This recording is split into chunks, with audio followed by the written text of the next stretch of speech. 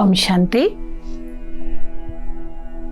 ETV live ఆధ్యాత్మిక channel ప్రేక్షకులందరికీ కూడా స్వాగతం, సుస్వాగతం. విషయ వికారాల ప్రభావం వలన ద్వాపర యుగంగా ఉన్న మన భారత్ కలియుగంగా మారిపోయింది. కలియుగం కూడా అతి తమో ప్రధాన యుగంగా మారిపోయింది. కొందరు అంటూ ఉంటారు, ఆ రోజులు చాలా బాగుండేవండి, మేమందరం కూడా కలిసిమెలిసి ఎంతో హాయిగా ఉన్నాం, ప్రేమగా ఉన్నాం. కానీ ఏం చేసినా, నేను ఎంత ప్రయత్నించినా ఆ రోజులు మళ్ళీ రావడం లేదు. అసలు ఏం జరిగింది? మా ఫ్యామిలీ మొత్తం ఇంత విడిపోయింది. ఒక్కరంటే ఒక్కరికి ఎంతో ప్రేమ ఉండేది, చాలా యూనిటీగా మేమందరం ఉన్నాం. ఆ రోజులన్నీ పోయాయి. ఏం చేస్తే మళ్ళీ ఆ రోజులు వస్తాయి?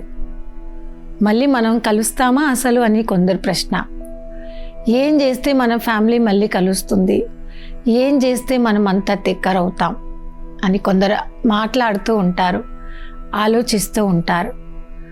మనం అలా అలా అలా చూస్తూ ఉంటే, ఆలోచిస్తూ ఉంటే సంబంధాలు పూర్తిగా తెగిపోవడానికి రీజన్ ఏంటి, అసలు ఏం జరిగిపోయింది అది చూస్తూ ఉంటే మన యొక్క ఆత్మలో ఏం మిక్స్ అయిపోయింది? విషయ వికారాల ప్రభావం అనేది మిక్స్ అయిపోయింది. వాటిని అంటారు కామ, క్రోధ, లోభ, మోహ, అహంకారాలు. ఈ వికారాల ప్రభావం వలన సంబంధాలు పూర్తిగా తెగిపోయాయి. మనుషులకి మనుషులంటే ఏవైతే ప్రేమ ఉండాలో, సంబంధాల మధ్య రియల్ హ్యాపీనెస్ అనేది ఉండాలో, అది చాలా వరకు తగ్గిపోవడానికి కారణం ఈ వికారాల ప్రభావమే. అందుకే అంటుంటారు అతి లోభి. కలియుగం ఎలా అయిపోయిందంటే, అతి లోభి మానవుడికి వారికి సరి అయిన సమయంలో భోజనాన్ని కూడా చేయడానికి టైం ఉండదు, ఫ్యామిలీ మెంబర్స్తో టైం స్పెండ్ చేయడానికి కూడా టైం ఉండదు. అలా మారిపోయింది. లోభి వారికి 24 hours అటెన్షన్ ఏది వదిలిపోవాలో దానిపైనే ఉంది. తన వెంట తీసుకెళ్లాల్సింది తన యొక్క పుణ్య కర్మల ఖాతా పైన అటెన్షన్ చాలా తక్కువగా ఉంటుంది. ఇలాంటి ప్రవచనం విన్నప్పుడు వారు అనేస్తూ ఉంటారు, ఇవన్నీ నాకు తెలుసండి, ఇవన్నీ నేను కూడా చాలాసార్లు విన్నాను, ఇవన్నీ మీరు చెప్తుంటే ఈ తెలిసిన విషయాలుగానే ఉంటాయి, విన్న విషయాలుగానే ఉంటాయి, కానీ అది చెడని తెలిసి కూడా నేను దాన్ని వదులుకోలేకపోతున్నాను, మానుకోలేకపోతున్నాను అని చాలామంది సమాధానం చెప్తూ ఉంటారు. సంబంధాల మధ్య తిరిగి మనకి ప్రేమ పెరగాలి, ఆకర్షణ అనేది ఎలాంటిది ఉండాలి, రియల్ ప్రేమ అనేది రావాలి అంటే ఈ లోభం అనేటువంటి వికారం నుండి మనం కొంచెం డిటాచ్ కావడం చాలా అవసరం. ఎక్కడ లోభం పెరుగుతుందో అక్కడ పరస్పరంగా ఉండేటువంటి ఆత్మీయ ప్రేమ, ఆత్మీయ సంబంధం అనేది కనిపించదు, దొరకదు.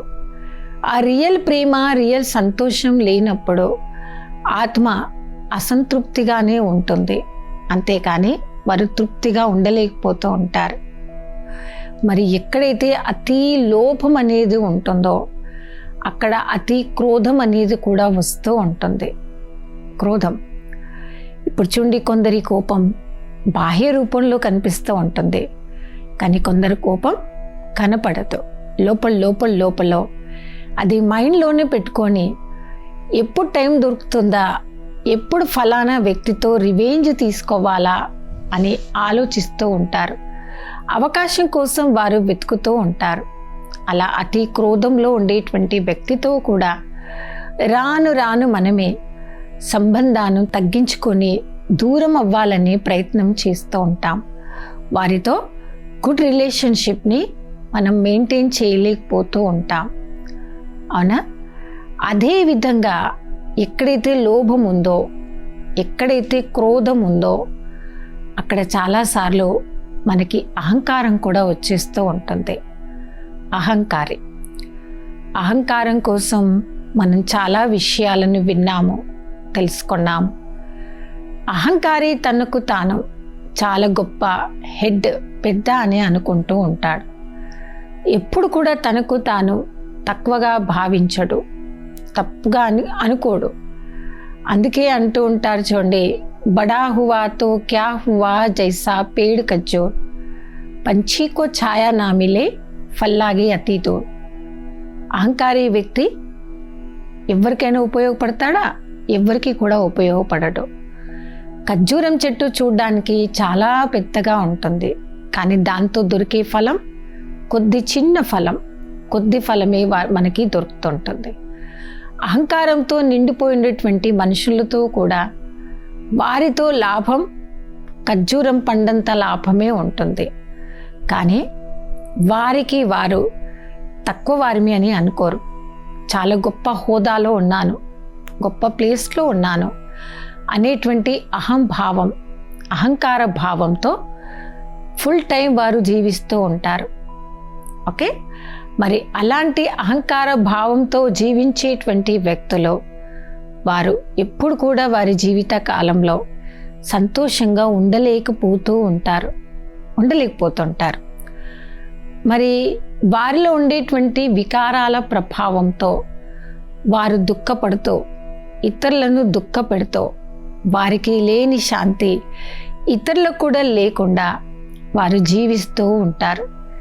మళ్ళీ అంటూ ఉంటారు, అసలు ఏమైందో ఏమో, ఈ మధ్య కొద్ది కూడా నేను ఎలా ఉండలేకపోతున్నానో, హాయిగా ఉండలేకపోతున్నానండి.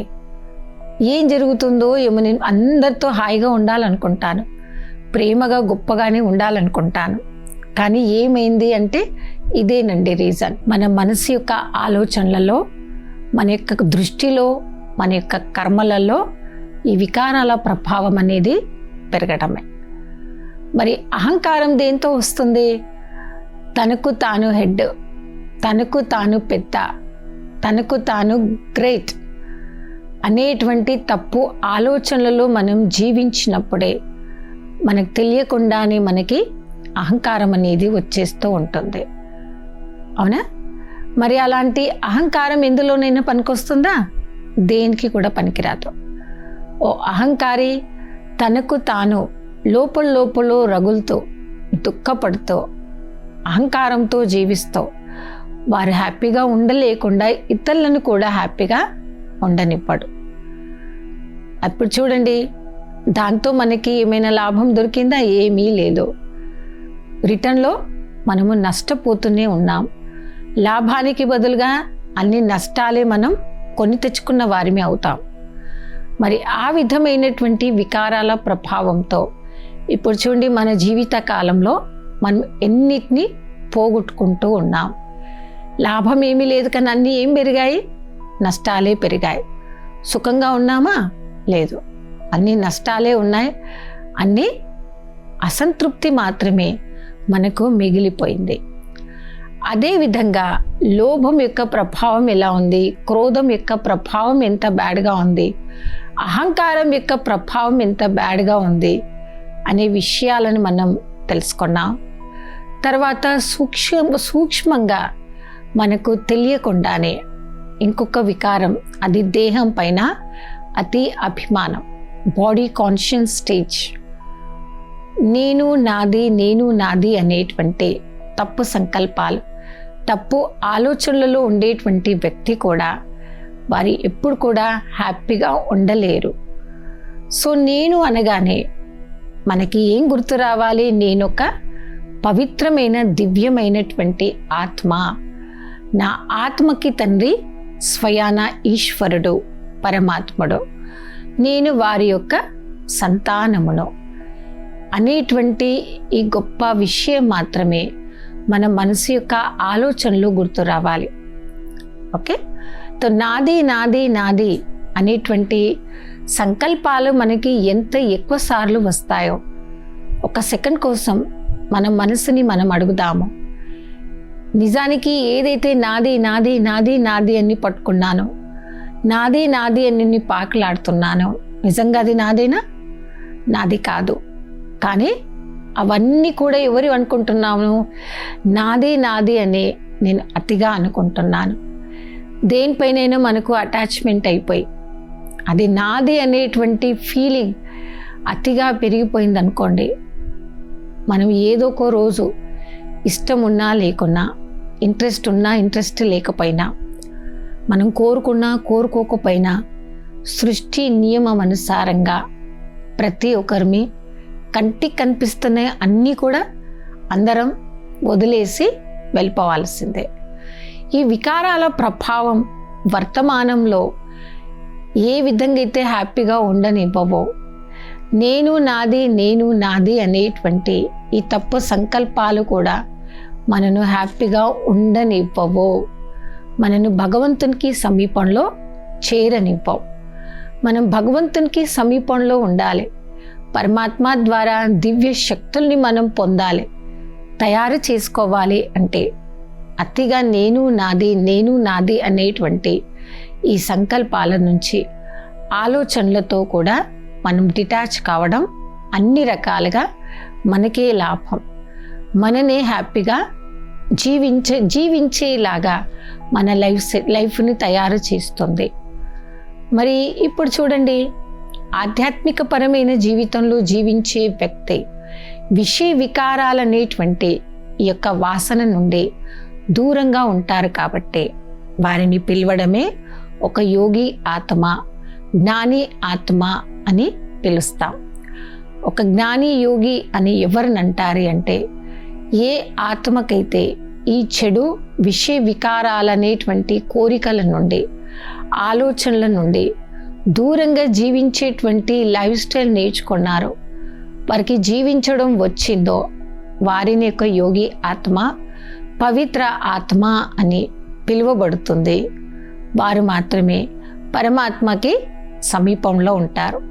సో బ్రహ్మకుమారి ఈశ్వరీయ విశ్వవిద్యాలయ నేర్పించేటువంటి మెడిటేషన్ క్లాసెస్ ఏవైతే ప్రతిరోజు మా ఆశ్రమంలో మేము టీచ్ చేస్తామో, ఇలాంటి శిక్షణని మేము ప్రతి ఒక్కరికి ఇస్తామండి. ఏ విధంగా విషయ వికారాల ప్రభావం నుండి మీ మనసుని దూరంగా తీసుకురండి, ఏం చేస్తే మీ మనసు యొక్క ఆలోచనలు గొప్పగా ఉంటాయి, మీరు దివ్యంగా ప్రశాంతంగా జీవించగలుగుతారు, కనబడగలుగుతారు. మరి నిజమైనటువంటి సుఖము, శాంతి నాకు దొరకాలి, నేను పొందగలగాలి అంటే ఇలాంటి తప్పుడు సంకల్పాలు, విషయ వికారాల ప్రభావం నుండి మనం ఎంత ఎక్కువ డిటాచ్ అవుతామో అంత ఎక్కువగా మనం పరమాత్మ నుండి దివ్య శక్తుల్ని ఈజీ పద్ధతిలో తీసుకోగలుగుతాము, పొందగలుగుతాము. సో ఈ విధంగా ఇప్పుడు చూడండి, లోభి, క్రోధి, మోహి, అహంకారి, అతిగా నాది అనేటువంటి సంకల్పాలలో, ఆలోచనలు జీవించే వ్యక్తి వారి జీవిత కాలంలో ఏం పొందాడు, ఏం పోగొట్టుకున్నాడు అనే విషయానికి వస్తే పొందింది ఏమీ ఉండదు, కానీ పోగొట్టుకుందే ఎక్కువగా ఉంటుంది. వారికి కావలసినటువంటి రియల్ హ్యాపీనెస్ని పోగొట్టుకున్నారు. వారికి కావలసినటువంటి నిజమైన మనశ్శాంతిని వారు పోగొట్టుకున్నారు. రియల్ హ్యాపీనెస్ పోయింది, రియల్ మనశ్శాంతి పోయినప్పుడు మిగిలింది ఏంటంటే, ఇంకా ఏం మిగిలింది అంటే వారికి ఏదీ మిగలలేదు. తెలియని క్రోధము, ఆవేశంతో రగిలిపోతూ ఉంటారు. అతిగా వికారాల ప్రభావానికి లోనై ఈర్ష్యాద్వేషంతో జీవిస్తూ అలాంటి వ్యక్తులు ఎవరితో కూడా హ్యాపీగా ఉండరు. ఏ ఒక్కరితో కూడా స్నేహంతో కూడినటువంటి సంబంధాలను వారు ఏర్పరచుకోలేరు. వికారాలకు లోనైన ఆత్మ, అతి లోభి ఆత్మ, అతి క్రోధి ఆత్మ, అతి అహంకారంతో ఉన్న ఆత్మ, వారిని అడగండి, మీరంటే ఎంతమందికి ఇష్టం, మీరు ఎంతవరకు జీవితంలో సంతోషంగా ఉన్నారు అంటే వారేమంటారు, నాకు ఎవ్వరూ ఇష్టం ఉండరండి, నేను ఎవ్వరితో కూడా హ్యాపీగా ఉండలేను అంటారు. నేను ఎవరితో తృప్తిగా ఉండలేను, ఎవరితో కూడా సంతోషంగా ఉండలేను. దానికి గల కారణం ఇప్పుడు అర్థమైందా? మనలో తెలియకుండానే దాగుండేటువంటి విషయ వికారాల ప్రభావమే. మరి ఎప్పుడైతే ఈ కామక్రోధ లోభ మోహ అహంకారాల ప్రభావం పెరుగుతుందో, ఎక్కువ అవుతుందో, అప్పుడు పరమాత్ముడి నుండి తీసుకోవాల్సినటువంటి కావాల్సినటువంటి రియల్ హ్యాపీనెస్ని, శక్తిని మనం తీసుకోలేకపోతూ ఉంటాం. భగవంతుని ప్రేమకి రాను రాను మనం దూరం అవుతూ ఉంటాం. వారికి సమీపంలో ఉండలేకపోతూ ఉంటాం. మరి ఈ విధమైనటువంటి వికారాల ప్రభావంలో జీవించే ఆత్మ, వారు అన్నిటినీ సర్వం కోల్పోయి వారికి చివరిగా మిగిలింది ఏంటి అని అడిగితే ఏదీ లేదు అని అంటుంటాం. మనం చాలామంది గొప్ప వ్యక్తుల గురించి స్టోరీస్ వింటూ ఉంటాం. వారు మరణించే చివరి దశలో అందరికీ మెసేజ్ ఇచ్చి కూడా వెళ్ళారు. ఖాళీ చేతులతో వచ్చారు, ఖాళీ చేతులతోనే వెళ్ళాలి. ఈరోజు మనమంతా భగవంతుడి ద్వారా ఈశ్వరీయ సందేశం ఇదే నేర్చుకుందాం, మనం రిపీట్ చేద్దాం. వీలైనంత వరకు ఇలాంటి విషయ వికారాల సంకల్పాలతో, ఆలోచనలతో, కర్మలతో మనం ఎంత ఎక్కువగా దూరం ఉంటామో, డిటాచ్ అవుతామో, అప్పుడు మనకు కావలసినటువంటి సుఖము, శాంతి, పవిత్రత ఏదైతే మనం భగవంతుని అడుగుతామో, కోరుకుంటామో, అది మనం ఈజీగా పొందగలం, తీసుకోగలుగుతాం. మరి ఆ విధమైనటువంటి జీవితంలోనే మనం జీవించగలగాలి అంటే, పరమాత్ముడి యొక్క ప్రేమకి సమీపంలో ఉండాలి, చేరుకోవాలి అంటే ఇలాంటి సాధన చేయడం మనం మొదలు పెడదాం, నేర్చుకుందాం. మొదలుపెట్టి మనము నేర్చుకున్నప్పుడే మనం తృప్తికరమైనటువంటి జీవితంలో ఉంటాం. సుఖప్రదమైనటువంటి జీవితంలో నేను కూడా జీవించాలి, భగవంతునికి సమీపంలో నేను కూడా ఉండాలి అనేటువంటి ఆలోచనలలో మనం ఉండగలుగుతాం. మరి ఏ వ్యక్తి అయితే వారి జీవిత కాలంలో భగవంతుని ప్రేమకి దగ్గరయ్యారో, సమీపంలో ఉన్నారో, వారు హాయిగా ఉంటారు. ఇతరుల జీవితంలో కూడా ఆ హ్యాపీనెస్ని చూపించగలుగుతారు. ఓకే, ఇప్పుడు వికారాల ప్రభావంతో మన యొక్క ఫ్యామిలీలో కానివ్వండి, మీరు చేస్తున్నటువంటి వర్క్ ప్లేస్లో కానివ్వండి, సంబంధాలు తెగిపోయాయి లేదా తెగిపోతున్నాయి. మరి దాన్ని మనం ఏం చేస్తే సరి చేసుకోగలుగుతాం అనేటువంటి విషయానికి వస్తే, మీరు కలుపుకునేటువంటి సంకల్పాలు చేయండి, కలుసుకోవాలనేటువంటి ఆలోచనలు చేయండి. మనం రిలేషన్ని బ్రేక్ చేసుకోవడం 1 సెకండ్ పడుతుంది, కానీ కలుపుకోవడానికి చాలా టైం పడుతుంది. మంచి సంబంధాలు అనేది ఎలా ఉంటాయంటే పాలు చక్కెర వలె ఉంటాయి. కఠోర సంబంధాలు అన్ని ఏమైపోతుంది, ఉప్పు నీర వలె ఉంటాయి. ఇప్పుడు చూడండి, ఎవరితోనైనా గుడ్ రిలేషన్ని మనం పెట్టుకోవాలి, కలుపుకోవాలి అంటే ఏం చేస్తాం, నోట్లో చక్కెర వేస్తాం, సంబంధాన్ని కలుపుకున్నాము అని అర్థం. కాబట్టి ఈ రోజు నుంచి మనం ట్రై చేద్దాము. నోట్లో చక్కెర వేయడము అంటే అందరితో ప్రేమగా మాట్లాడండి. ఇప్పుడు చూడండి, మనం కఠోరంగా మాట్లాడినా మన ఎనర్జీ అంతే యూజ్ అయింది, ప్రేమగా మాట్లాడినా మన ఎనర్జీ అంతే యూజ్ అయింది. సంబంధాలు కలుపుకోవాల్సిందే అనేటువంటి ఒక మంచి దృఢ సంకల్పాన్ని మనం తీసుకున్నప్పుడు నోటితో వచ్చే ప్రతి మాట మధురంగా ఉండాలి. అందుకే బ్రహ్మకుమారిస్లో ఒక స్లోగన్ మేము చాలాసార్లు చెప్తూ ఉంటాం అన్నమాట. తక్కువ మాట్లాడండి, నెమ్మదిగా మాట్లాడండి. కమ్ బోలో, ధీరే బోలో, మీఠా బోలో, సోచ్కే బోలో. వీలైనంత వరకు తక్కువ మాట్లాడండి. కమ్ బోలో తక్కువ మాట్లాడండి, ధీరే బోలో నిదానంగా మాట్లాడండి. మనం మాట్లాడుతున్నా అదే సౌండ్, అరుస్తున్నా అదే సౌండ్. ఇది మంచి లైఫ్ స్టైల్ కాదండి. వీలైనంత వరకు నిదానంగా మాట్లాడడం నేర్చుకోండి. తర్వాత మధురంగా మాట్లాడండి, కఠోరంగా ఎవరితో మాట్లాడకండి.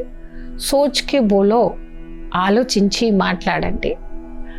ఇప్పుడు చూడండి, చాలాసార్లు మన మాటల గురించి చెప్తూ ఉంటాం. మన నాలుకకు ఎముకలు లేవు, కానీ ఎంతమంది ఎముకలనైనా ఏం చేయగలుగుతుంది, విరగొట్టించగలుగుతుంది. అవునా? ఇప్పుడు చూడండి, ఎవరికైనా చెప్పండి వారు చాలా చెడ్డవారండి, మీరు వారికి కర్రతో కొట్టి బోన్స్ విరగొట్టించండి అని మన నాలుకకు చెప్పడానికి ఎక్కువ టైం పట్టదు కదా. అందుకే అంటారు సోచ్కే బోలో, ఆలోచించి మాట్లాడండి.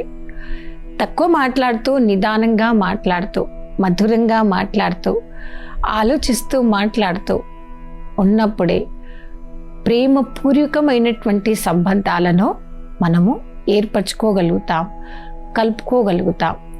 అలా కలుపుకున్నప్పుడే ఒక యోగి ఆత్మగా, ఒక జ్ఞాని ఆత్మగా పిలువబడతాము, చెప్పబడతాం. అలా పవిత్రమైనటువంటి జీవితంలోనే మనము జీవిద్దాము. సుఖప్రదమైనటువంటి ఆలోచనలతో మనం నిత్యం ఉందాం.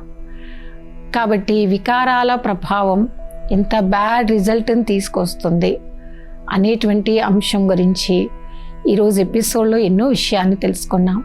లోభము, మోహము, క్రోధము, అతిగా ఈర్ష్యలోకి రావడం, నేను నాది అనేటువంటి తప్పుడు సంకల్పాలతో జీవించటం, విషయ వికారాలకి లోనే విషయ వికారాల ఆకర్షణలో పడి మన జీవిత కాలంలో ఏం మిస్ చేసుకున్నామో మంచి సంబంధాలను మనం మిస్ చేసుకుంటాం.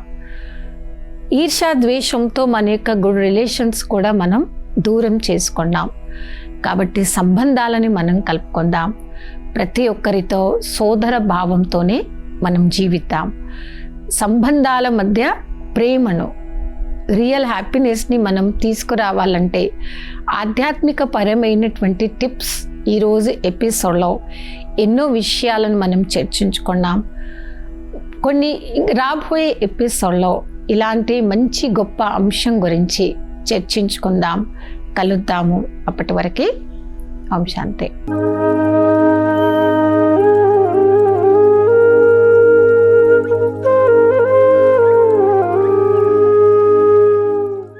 కార్యక్రమాన్ని తిరిగి చూడాలనుకుంటే www.youtube.com/ETV Life Spiritual లో చూడవచ్చు.